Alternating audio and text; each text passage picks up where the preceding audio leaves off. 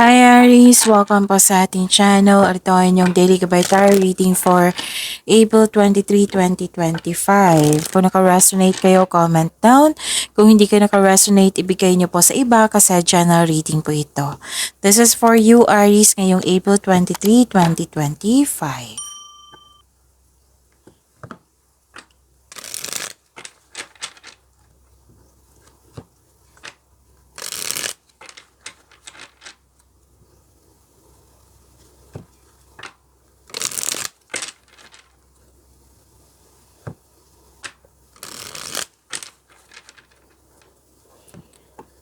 Para po ito sa inyo Aries ngayong April 23, 2025.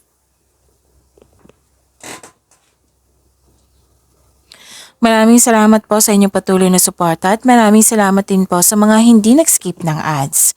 Gamitin ang reading na ito bilang gabay lamang sa mga hindi pa nag-subscribe. Subscribe na po kayo at click bell notification para malaman nyo na may bago tayong video. Para sa mga gusto magpa-reading po, may lumabas dyan sa screen nyo ngayon. Panoorin nyo po at sundin ang instruction.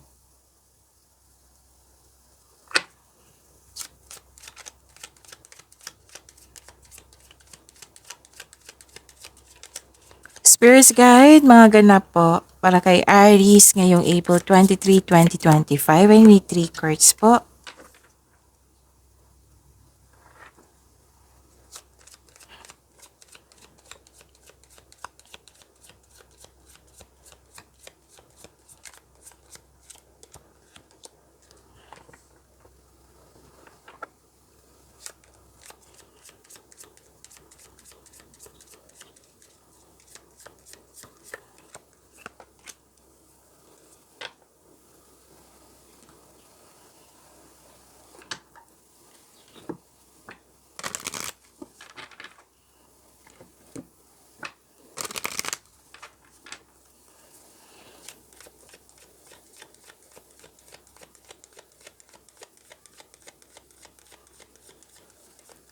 Spirits Guide, mga mensahe po para kay Aries ngayong April 23, 2025. I need 2 cards po.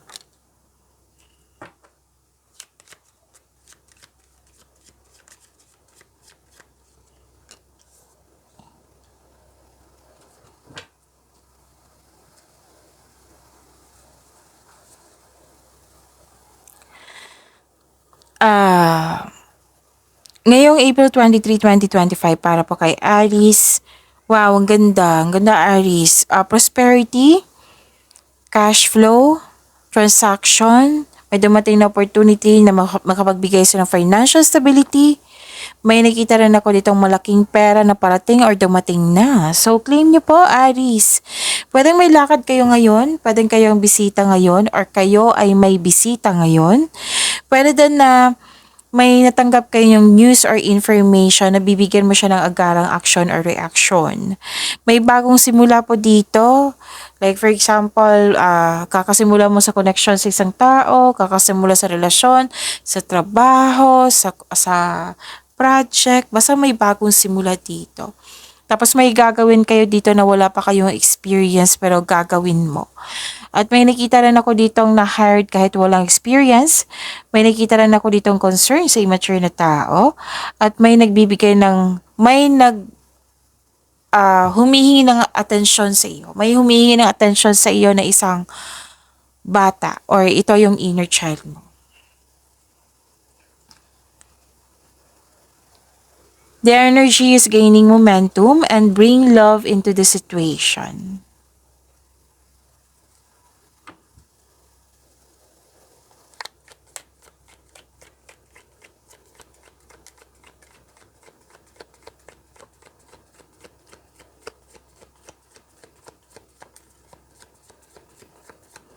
Spirits Guide na po yung energy ni Aries ngayong April 23, 2025.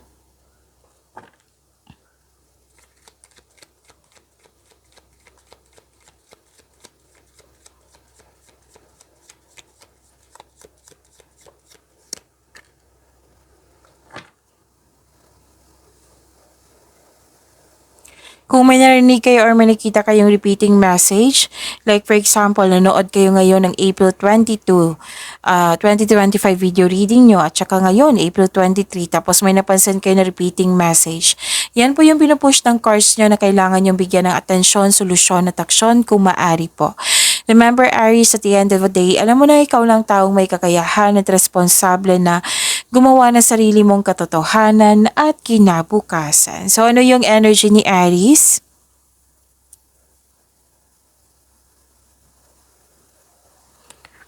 May hindi nagkasundo dito. Pwedeng separation ito, pwedeng break up, pwedeng closure, pwedeng end of contract. Hindi nagkaroon ng balanse. Pwede din naisip mo ito, yung naisip mo yung nakaraan na may naisip kayo sa nakaraan na yung tungkol sa isang bagay, sa isang sitwasyon or sa isang tao na na-waste ang time mo na-waste ang time mo, nagbigay ka ng time and effort na akala mo yun na pero hindi pala. Pwedeng tampuhan din to ha, tampuhan, separasyon, magaganap na away, space, closure. Makinig din po kayo sa inyong intuition kasi mayroong sikreto na hindi mo pa alam. So connect to your intuition now.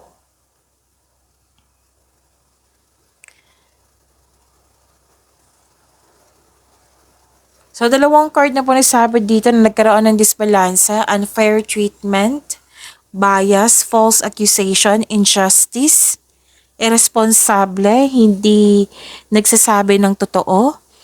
So mag-ingat kayo sa taong may mali at masamang paratang sa'yo. Pwedeng nagkaroon ng disbalansa din sa inyong emotion dahil sa mga nangyari. So this card advise you to find your voice and stay strong to your values. Basta panatilihin mo maging mabuti, maging totoo. Sa kasabihan pa, with the right values, rewards comes.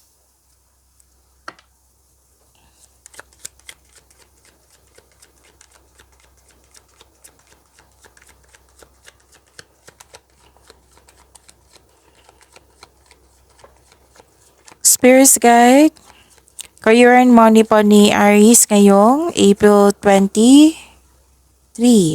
Sinilip ko yung date. Okay.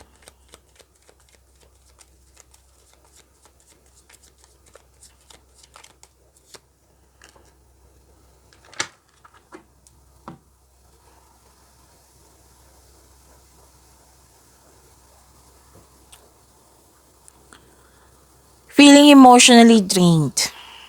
Kanina pa to sa energy nyo. Pansin nyo sa energy nyo. May sinabi sa akin, tinuro talaga sa akin. Bring love into the situation. So, mas mangibabaw yung kabutihan, yung pagmamahal. Tinuro talaga sa akin. Nasabihin ko. Yung i-mention ko ulit. Para ipaalala sa inyo. So, may naman nakita ko ditong ano to ha, maraming situation to ha. May sobra sa alak dito, kaya na-drain yung energy, or sobra sa party, kaya na-drain yung energy. Pwede sobra sa trabaho, kaya na-drain yung energy. Baka may magsabi dito, Miss Jav, hindi naman ako marunong mag-inom ng alak. Marami naman akong sinabi po. So, pwede din nasaktan kayo sa isang tao na may hindi maganda ang treatment niya sa iyo. Kanina pa to sa energy course nyo. So, this is repeating message. Pay attention. Okay, so kung may offer dyan, or isang tao na dumating sa inyo, kilalanin nyo ng mabuti. Basta ang sabi dito, protect your inner peace.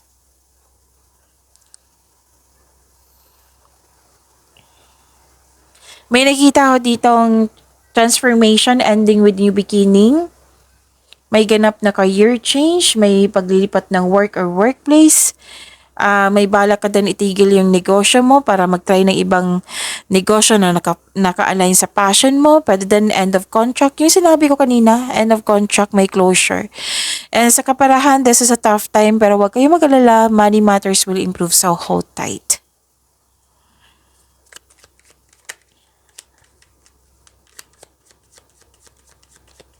Spirits Guide, Love Life, Self-Love, Partnership, and your messy Aries.